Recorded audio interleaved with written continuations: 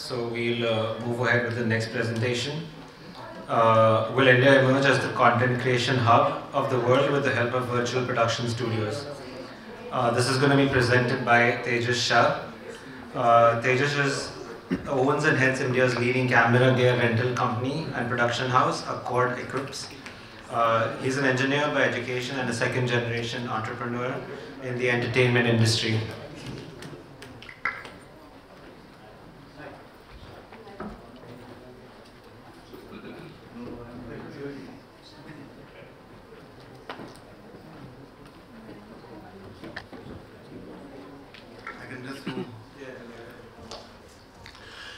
Thanks, Shanawaz, for the introduction. Manoj Madhavan stands there. Thank you so much for giving me this chance to talk. Will India emerge as a content hub of the world? Now, before I take this discussion further, Accord Equips is a company I run. We are early movers in the digital equipment rental space. We moved early into the live telecasting space, early movers in the 360 VR, and now early movers in the virtual studio production space. So, as I take off on this conversation, I have a question. So, when you think of cars, which country do you think of first? Italy. Italy, okay. Somebody will say Italy, somebody will say Germany. Germany. When you say perfumes or fashion, it will be France. When you say football, it will be probably Europe. And when you say back office or call centers, you call it? Yeah. Perfect, right? So, if somebody would have made this statement 40 years back, it would have been scoffed at. I remember long back somebody said 50,000 crores turnover and everybody was laughing. So, this is where we are. I'll stick out my neck and say we will be the content hub of the world with some help from real production and a lot of help from virtual studio production. When you say real production, it's simple. India is a diverse country, so diverse locations, right from beaches, hills, snow-capped mountains, so on and so forth. Safe country in terms of we have good infrastructure of hotels and travel, and of course we are cost effective. The government on this bit is trying to do it bit. They have given you something called as the Film Facilitation Office, the FFO, which is a single window clearance. They say that they've cleared 2,000 projects in the last 2 years, the Maharashtra office. 68 projects which were stuck in red tape have been cleared by them. And they give 30% subsidy for films that come internationally and locally. So the government is trying its bit to help this growth. In terms of talent and technicians, we are not short of depth. We are the largest filmmaking world, so a country in the world, so obviously a lot of talent and technicians and infrastructure. No language barrier. Our technicians work and deliver in difficult situations. Plus, we don't have a language issue. I mean, within our country we have so many languages, so we can anyway overcome language barriers. So we are not only cost effective there, but very effective too. Now coming to virtual studio production. What is virtual studio production? Okay, I'm just imagine. Most people would know virtual studio production, or would you like me to run through this? Okay, I'll just run it shortly. Imagine virtual studio production is the merging of live action in a virtual environment.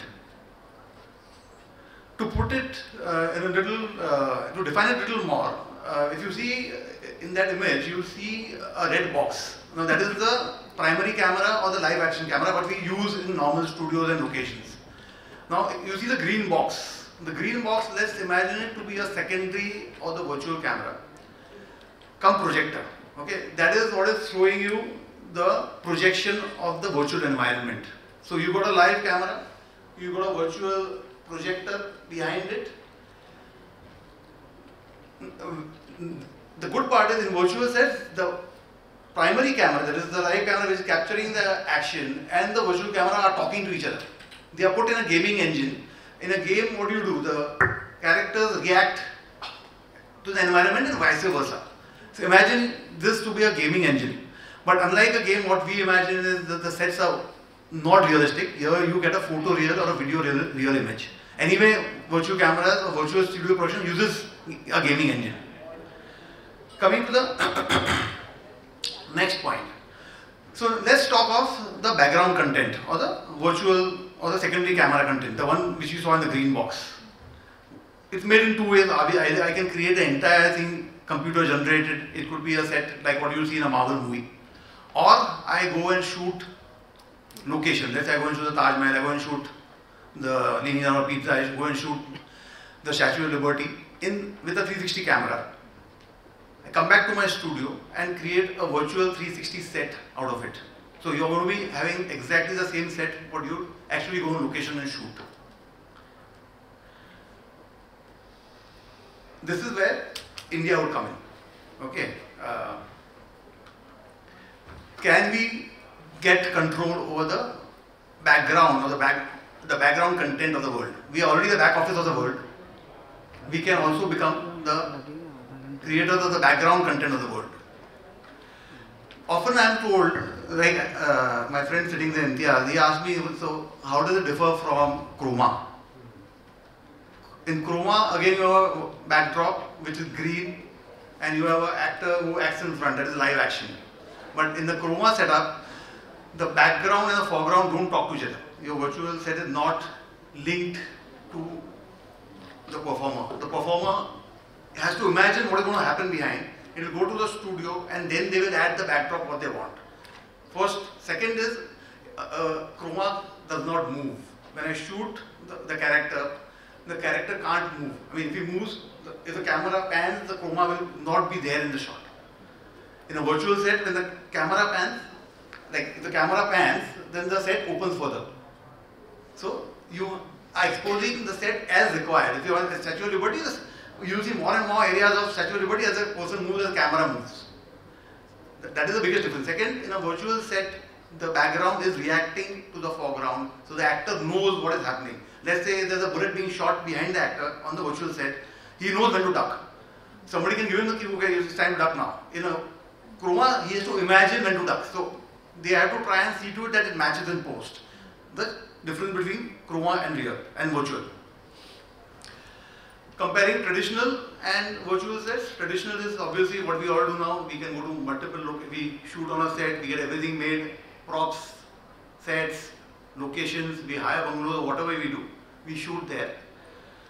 So I do my in traditional, I do my pre-production, I do my post, I do my production, I'll embed the VFX, and then I'll go out with my post-production.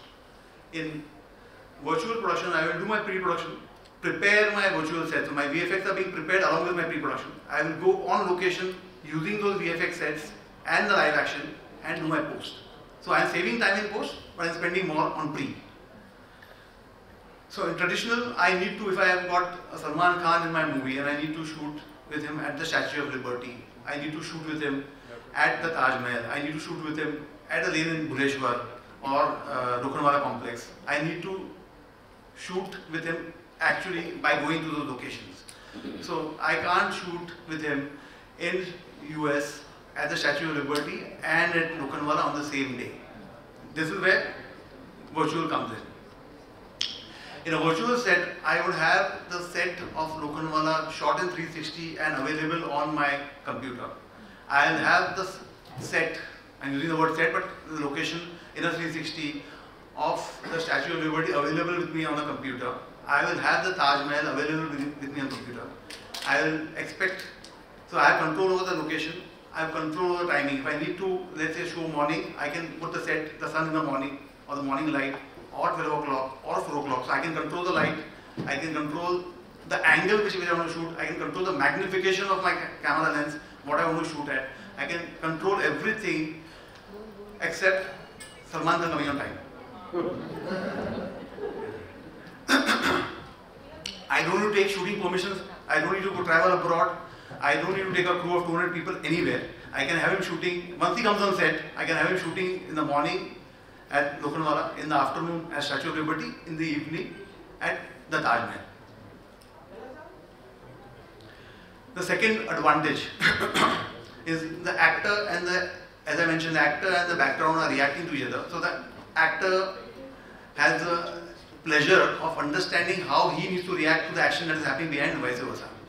So that makes acting far more real than what you do in front of chroma, which normally there's a lot of people have complained when they see action movies against the green screen because the action does not match what you see out there. 3 is your DOP, your director, your visual art director. I'm using a visual art director, a virtual art director, because he's going to design a virtual set. They will sit together prior to the shoot for every scene, and they say, okay, they will decide where will the actor come in the virtual set from here, what time where will the sunlight be. Everything that goes into planning of a shot will be done prior. When they go on location, everything will be ready. The entire crew will know what is going to happen because everybody has seen that visual in front of them, and they will go further. But okay, I made it sound very easy. It's quite a challenge as of this moment. The farm of computers, the investment in software and hardware that you need now for a real-time set to move along with the live action is huge. So you have massive investments, and that means massive rentals you need to pay for. Second is, where do I get this set from? I mean, if I'm talking of Statue of Liberty, I need to shoot that in a particular way. In a 360 camera with the best possible resolution. I need to send a crew there to shoot. Okay, you may say the crew is small, but somebody needs to shoot that. Maybe a 10-member crew needs to go and shoot there. Somebody needs to shoot at the Taj Mahal. Somebody needs to shoot at Lokhandwala. So I mean, all these are challenging things that need to be tackled. This is where India would come in. I am saying that all these sets need to be pre-created. What if India becomes the hub of creating sets?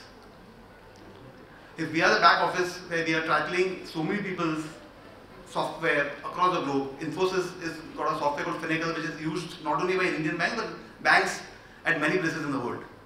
So why can't we start creating sets? What do we need? We need to have a crew. We are good at computers, we have got tons of engineers, we got a well sort of evolved workforce. We create all the sets that you can imagine. We start creating sets, maybe 1, 2, 100,000. You create a library, not of all sets, all props, chairs, tables, everything that is available to you. And you give it on rent to the world. So, as of this moment, to shoot on a virtual set is expensive because probably to hire a good setup with trackers and the software is about maybe 7 to 10 lakh rupees a day. Unviable for most indie producers, affordable. I don't know if you have seen Jungle Book, the last one, which came 5 years back, is completely shot in a studio. Not one frame is shot in a jungle. Not one animal is real, but it's photoreal. You couldn't make out when you saw the movie. But then it was Disney, they had the budget to do it. Today they are doing a series called Mandalorian, again they are showing virtual, but they are using LED wall, which is even more expensive than the earlier process. This is not affordable to an indie producer or even an average producer because A, you need to make these sets, B is the cost of virtual sets expensive, C is your front loaded, your VFX had to happen before the movie goes in production. Most indie producers get money as the film progresses. So it's a challenge for these guys to create content. Now, given that technology gets cheaper over the years, what is 10 lakhs now will become 2 lakhs in the next 3 or 4 years. So that problem is tackled. But where do I get the sets? But if India creates this library of all the background sets, then you are just going to sit out and say, okay, fine, what's going to cost you 25, 30 lakhs or 50 lakhs to shoot? I'm going to give it to you at 5 lakhs. If I have to take Salman Khan to shoot a Statue of Liberty, it's going to cost me in crores. I'm going to rent out the set to the producer and he's going to be happy to use the set because I can give him whatever angle he wants. I can give him whatever time of the day he wants. And the look doesn't have to be same. Every time he'll have a different look because time of the day will change. If I'm going to give him, let's say, a sofa, it can be pink, blue, green, whatever color I want, that can be changed at the click of a button. So no two sets are going to look similar unless they are supposed to look similar. So you tackle that problem. The indie producer who wanted to do a movie and go to Europe could not afford to go there will now hire a virtual set at a smaller cost and shoot his movie in Europe while shooting in Mumbai. Virtual sets, so now, and we are talking only movies. Why are we talking only movies? Ad films, corporate documentaries, small projects, web content. I mean, the amount of content that, Instagrammers, influencers. So the cost could change as per the project. I mean, this is how we do anyway. A guy who charges for ads charges much more than a guy who charges for docu. So you give different costs, but you're using the same set at multiple locations, multiple studios on a given day, earning revenue out of it. The user is happy, we are happy. So my suggestion is we can become the back office of the world for virtual production. Now, right now we are getting 5G, which is going to be 10 times the speed of 4G. So moving a set will not be a challenge. My set will be on. Let's say somebody abroad calls for it, we send the set. He says, no, I want to do collection, I want to put a stone here, I want to put a rock, something else there, I want to put a sofa here. We make those assets, send them back to them. So a few back and forth, but the turnaround time is much faster. I'm imagining after 5 years we'll have 6G. Even 10 times faster. So I mean, set movement will not be a challenge anymore. Technology will be cheaper. And now coming to the other thing, which is the reality right now. D9, a prime focus venture, has already raised 3,000 crores about 2 years back to fund virtual studio production and other businesses. ILM, George Lucas Star Wars, he's got his office in Bombay, opened October 2022. 100 people right now, 800 people expected in the next 2 years. Netflix has opened 40 studios in Bombay for doing post-production of people in the Asia Pacific region. NetFX, again a Netflix venture, is doing VFX for titles across the globe from India. So these are early days. We took 40 years, maybe 30 years to become the back office of the world. It's another 15 years, and if we have all these sets, we will be the back office of the world again. So this is our time. Let's use it. All our filmmakers here. So I'm sure there are some questions and some thoughts about this. Anyone? Yeah. I think it's a great thought. My only question is what you're talking about, is this Unreal Engine or, I mean, and Unity, yeah. Difference? Unreal, yeah, that's the engine, like the Google for gaming. Yeah. So I'm saying Unreal Engine will be there. I am not talking of the engine. I am saying I'll give you the background set. Right. Because we can do it cheap. I don't like to use the word cheap, actually it's wrong. We are cost effective. Okay? India is a cost effective country. We do things much better than others at much better price. Right. So we are value for money. So like, when I think of a practical way of doing this, I mean, creating a virtual set seems more feasible to me. Correct. Than saying, okay, I'll go and shoot something in a 360 degree.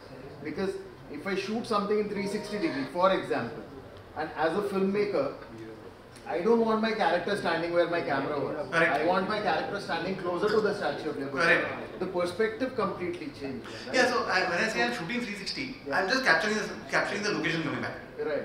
And then you create. Yeah, so I'm saving the time and the cost of computer generation time. Yeah. So I want something photoreal. So I may decide I want to do this. Anyway, I'm sending a crew, let's say to New York. Let them shoot 25 locations and come back. Right.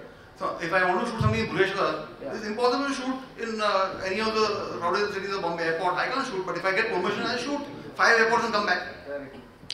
Of course, what you're saying is true. I can create the entire set on my computer, which is fair. In Jungle Book, they didn't go to the jungle even once. No, not one frame is, even the plates are not from jungle. They have created the entire thing. What they did, they took the coordinates. They picked up the coordinates and the pictures from the sky, took it to the computer and created. But then, of course, as I said, budgets were much bigger. I am saying there are two options. As I said, there are two ways to do it. Either you do computer generation or you go and shoot plates. That's your choice. I am saying I don't even go in the Unreal Engine, though they are giving us anyway. I am saying I want to be your background set provider of the world. Yeah. To see you, Tejash, after a gap of I think 8-9 years, I don't know if you remember me, but my question to you is, Anita Parihar. Yeah, I recognize you. I teach television production and new media production at the university. My question is, with this idea of shooting and the idea of shooting at different locales and making it cost effective and being the back end. It's just a thought that comes to me that means you would be engaging for that shooting on the basis of a storyline in conjunction with being the back end, because that shooting cannot be off the cuff. The locales will have to commensurate with the so-called story. Right. So have you also envisaged that in the whole package that you offer? So normally what will happen is, when you're shooting at a very high resolution, okay, let's say I use a 12K camera, I mean, just for the sake of discussion, maybe they are 4K. Okay. That means I can then actually go close in, close out. I got a 360 set. I can move it the way I want to. I can light it up the way I want to. See, if you just imagine, I have the liberty. I've got this. You all in this room, okay? This room is going to stay the same, but I've got different ways of entry, and I can enter from anywhere I want. I can exit from anywhere I want.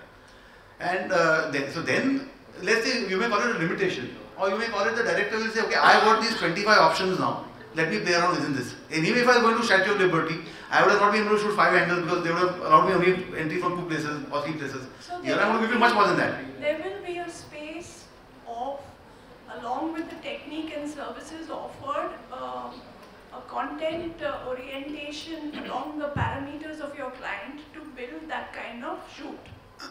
So am I right? it'll be 2 ways. Let's say my set is ready. Yeah. I tell the client that I have the set ready. Okay. He will see the set and he will do a short division accordingly. Or he will, let's say Salman Khan is standing here. He walks down, he has to jump a fence and go towards Statue of Liberty. There's no fence, okay? That is something I want to add. Whatever Salman Khan touches is real, everything is artificial. That is a fundamental of virtual production. So I'll create a fence, a virtual art director will create a fence in the studio. Salman Khan will come, jump in and go behind, and you will not even realize that the footage is merged. Now, you may say that what if the director has a different perception, he wanted to shoot from top. I have a 360 set, I can shoot it from top also. I have understood from this, the summarization is that the services which you offer align with the prospective needs, which will take you together, as in the partner you deal with. Yeah, so I got you. Yeah, my idea was, okay, let's say I'm saying this is a venture which India is ready for. It's a venture that will go in thousands of crores. But if you look at it from another perspective, 3,000 crores is not really a big amount when you talk of getting a world audience. Thank you. Thank you so much. Anybody else? Yeah. Okay, last question, then we wrap. Are you good? Thank you so much. Thank you for your time.